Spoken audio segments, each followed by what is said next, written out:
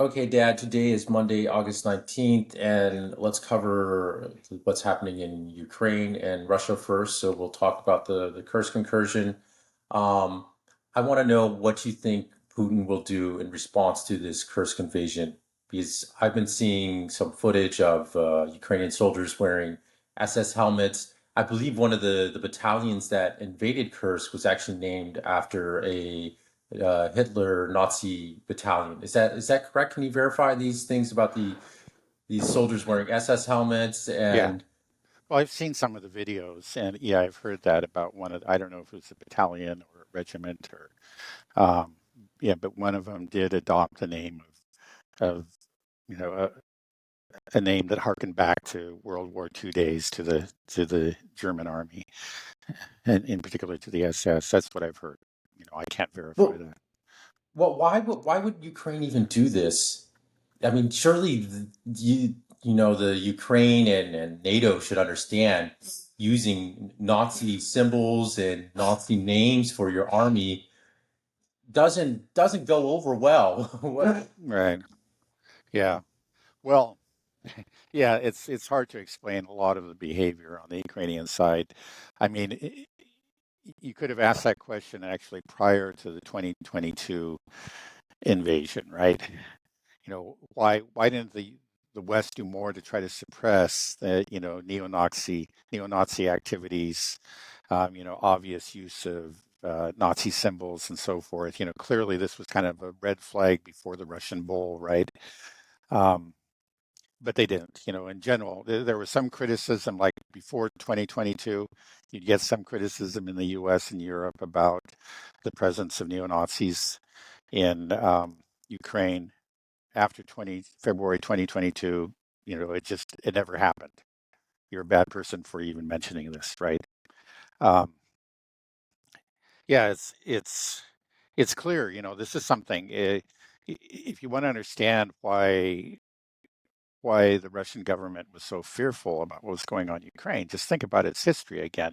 27 million people killed, and here in Ukraine, you have people who are actually celebrating, the army, the forces, the ideology that was responsible for that war, that war that resulted in 27 million deaths. So again, it just The seems like it Nazi was a ideology. right, exactly. And so anyway, again, it seems like it's almost a deliberate provocation. Now, I don't know if it was a deliberate provocation, but it had that effect, right?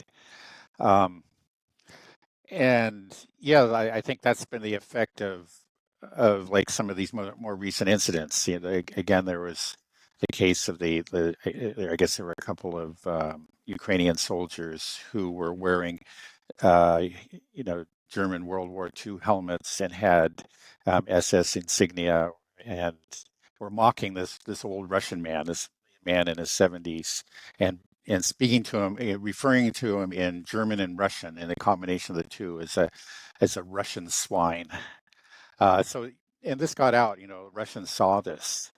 The Ukrainians claim that one of the purposes, one of the goals of this incursion is to sow fear among Russians, but it does not have that effect. I mean, you could say it's sowed fear among people who are right there on the border and are suffering the immediate effects of the incursion. But for the rest of Russia, it doesn't sow fear; it just sows fury, and it creates you went back to the original question, how is Putin going to react? Well, one thing is Putin's under a lot of pressure because of this. This was an embarrassment for him. It was a humiliation.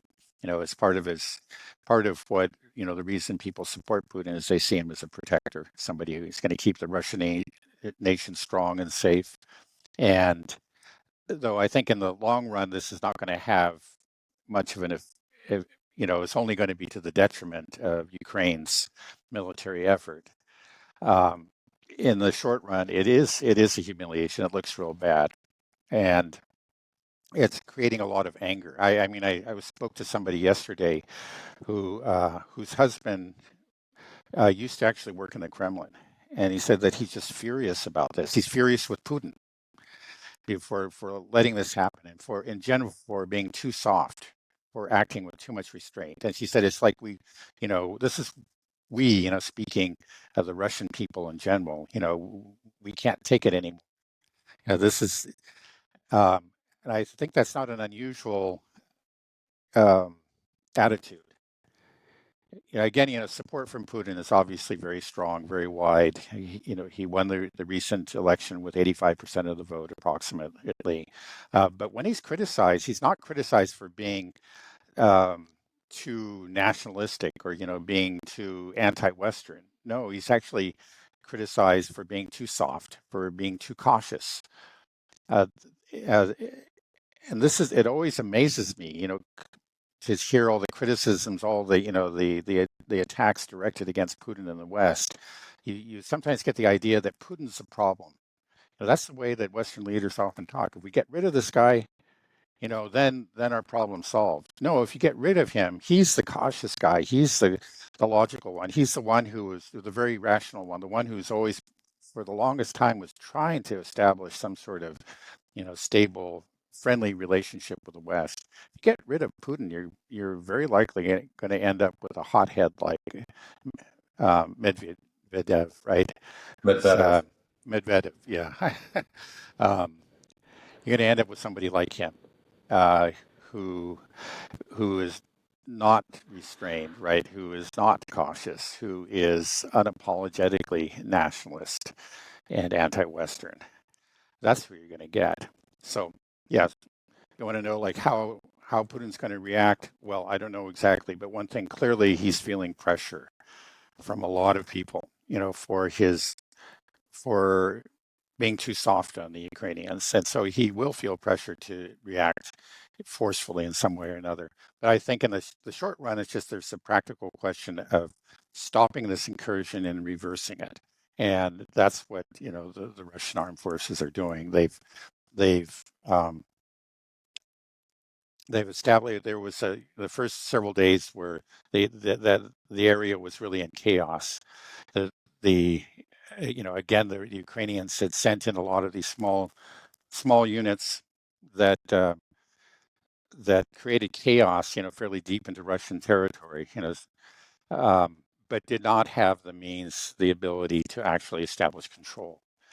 Um, Now, since then, the Russians have brought in a lot of reserves, and now they're establishing a real firm line of contact. And before you had sort of like one big gray zone, a gray zone where there's sort of a big no man's land, where there are bands of Ukrainians and bands of Russians, right, inhabiting the same space and ambushing each other. But now we're beginning to see kind of, again, like what we see on the rest of the line of contact, a fairly stable line with the Russians on one side and the Ukrainians on the other. There's still some leftover from those, some gray zone, fairly extensive territory left from the initial first days of chaos, but the Russians are in the process of mopping that up. So, they've stabilized the front there, and then they're going to just continue to pound away at the Ukrainians as they are now, and eventually they're going to push them out. I don't have any doubt about it. And this whole thing will be over, and the losses among the Ukrainians is going to be huge. In the short run, they're just making all kinds of, um, let's say, political hay. They're they're they're taking advantage. It's been very beneficial for the narrative. Yeah, the focus has shifted from the Donbass, where the news is really dismal for the Ukrainians and continues to be, and in fact is getting worse by the day over there. But the focus isn't on that anymore. It's on Kursk, and the Ukrainians have managed to generate a lot of sensational headlines that that that again portray them as these really brilliant underdogs that once again have humiliated the Russians, and they'll get that for a few more days, maybe even a couple more weeks, but eventually it's going to die out. Eventually, they're going to be pushed out. It's going to be over, and then, but will Putin do something beyond that? Clearly he's got to push them out. We'll see. Again, there was the thought that actually, and I believe was his intention, is to launch some sort of major offensive at some point to take He does have all those units in reserve, and we were expecting it actually to occur where the Ukrainians struck first with their offensive here. Maybe that's this Ukrainian incursion will be followed up by a massive Russian offensive, but I don't know. I don't know what he has up his sleeve. Okay, interesting. Yeah, I mean, Putin also said basically after this incursion that any idea of negotiations now are completely off the table, right? So this after this incursion, to me, it seems like the option now is only total surrender for Ukraine. Is Yeah, that true? I think that's true. I think that was pretty much true beforehand, um, but it's definitely true now.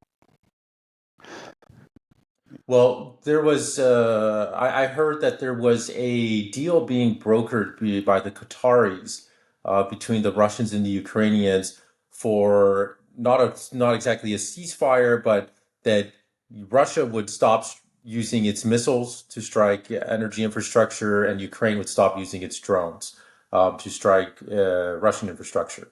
And to me, this seems like a great deal for the Ukrainians because the Ukrainians are getting Right, pounded and being destroyed right. when it comes to energy infrastructure. And if this deal was going through, they just shot themselves in the foot. This deal benefits the Ukrainians way more than it benefits the Russians. The Russians don't have any problems with energy. Can you verify if this deal was going forward? And I heard that the Chinese were involved in trying to negotiate this thing, and the Chinese are furious. Basically, everybody's pissed off at Ukraine because they just go through these waves of escalation, and undermine any type of ability to have diplomacy or peace talks. Or really, we should say maybe Ukraine is undermining it, but more so the U.S. and the U.K. are at its Yeah. heels, making sure that no peace is ever established. Can you speak on that at all? Well, I've heard. Well, first of all, the Russian government has denied that it was involved in negotiations. That I think that came out last Oh, night. really? Yeah, Maria Zakharova stated that. Now, and then there was some other news that came out and said, well, they didn't actually ever get together and negotiate. I guess it was sort of like talk about having negotiations. That's as far as it got. Um, but I, I, I fail to see actually what benefit that would um, bring to the Russians, because as you say, the Russians have been pounding Ukrainian infrastructure. They've destroyed more than half of it, and what Ukraine has managed to pull off is just little pinpricks that hasn't even affected the price of, uh, of gas here in Russia. Um, so it just seems like it's so lopsided that it just doesn't really seem like any deal that it would be worth, you know, that would be worth the Russians' while, right? It's sort of like it's a Right. 99% to 1%. You say, okay, I'll give up my 99% if you give up your 1%. That doesn't sound like a good deal. So I have trouble believing it. The only thing I can think of is that like if the Russians had already pretty much decided that they had gone as far as they wanted on the energy infrastructure front, and then they say, okay, well, we can do this to make our partners happy, like China or whatever. But still, um, still that doesn't make sense because you don't know what's going to happen down the road, and you have so much more capacity in that regard. The Russians just there's a huge overmatch on the Russian side with regards to missiles and drones and so forth. They can do so much damage. So if somewhere down the road it clearly came to their advantage, or it would be helpful if they could strike another substation or another power plant. Um, why tie their hands when the other side really wasn't doing anything? Those were little pinprick attacks that were having no offense. So the other side was not giving up anything. No matter how you look at it, the Russians would be giving up a lot. I, I, it's just hard for me to believe that they actually had any serious intent to negotiate a ceasefire.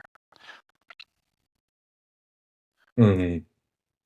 Um, when so far with the Russian special military operation here in Ukraine, it seems like they've been kind of not going. They're still got their boxing gloves on. It doesn't seem like they're going full on, right? I mean, what do you think?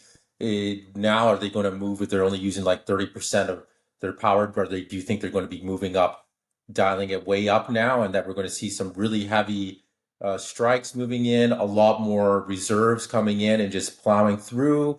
Or do you think there's even a possibility in response to this that Russia could even potentially strike some NATO bases in Poland or whatever that are helping, the Ukrainian side here? Because Ukraine is using NATO equipment. We're seeing German Hmm. tanks and U.S. equipment rolling into Russia. I imagine there's a lot of anger in Russia saying, well, if they're sending their equipment into our country, invading our country, then we can do that to the countries that are allowing that to happen, providing it. Do Right. you think that's a possibility, or that's still completely off the table? I think that's off the table. It's just, again, it might be emotionally satisfying, but it's still not to Russia's advantage to do that. Meaning, because then Mhm. it gives NATO the chance to invoke Article 5, and all those hotheads on the NATO side could feel perfectly justified in sending in thousands of NATO troops. Now, I think in the end, actually, Russia, if it really does come down to a war between NATO, all of NATO and Russia, I think Russia is still going to win, but they don't want that to happen. That makes this much more difficult. It probably means that they're going to have to mobilize much more of their manpower, and Putin doesn't want to do that. Um, but yeah, there are other things that could happen. I mean, there may be a major offensive. We've been predicting that. There have been signs that there may be one in the offing. One of the reasons that, um, at least I've heard from a couple different sources, that the Ukrainians were able to strike across this um, the border so quickly is that the area had been demined. And why would it be demined? I think only because the Russians are intending at some point at crossing from their side, right? So I think I think we can expect to see. Now, it's actually even easier for Putin to justify this to the world, is say that, okay, they invaded our territory. Clearly, we need to go in and establish a buffer zone and make sure this never happens again. Um, so I would be surprised if there wasn't some kind of offensive in that area. I think at least a buffer zone, like the size of the Kharkov buffer zone that the Russians carved out a couple of months ago, when they're still fighting. The line of contact has barely moved. It's moving forward very gradually in Volchansk. The Russians are still progressing, but we're talking about like 50 meters or 100 meters a day, maybe, on a good day. Um, but I think they basically got the land that they wanted to. They established the buffer zone. They may do something similar. I think at least that, but it might be a lot more. Another thing that Putin might do is he might actually go ahead and just strike, um, let's say, government offices in Kiev that have been that have been spared until now. It's just to show that, yeah, as a warning. I don't think he'd try to assassinate Zelensky, but it just made me say, look, if you do another stunt like this, maybe maybe we will take you out. Take out his presidential. I don't know exactly what the Ukrainians have. They don't have a White House, but some sort of symbol of presidential prestige in Kiev. I could see that happening, but who knows? Um, like it looks like the way that Putin responded to earlier provocations, like the recent decision to begin, openly allow the Ukrainians to use HIMARS and other weapon systems to strike into pre 2014 Russian territory.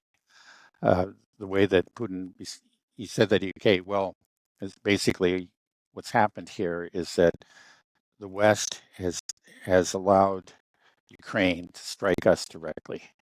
So they're striking us through a proxy. Well, we can do the same. We can strike them through a proxy. He went off to North Korea and he signed that uh, mutual defense pact. And then we see what's happening in Iran.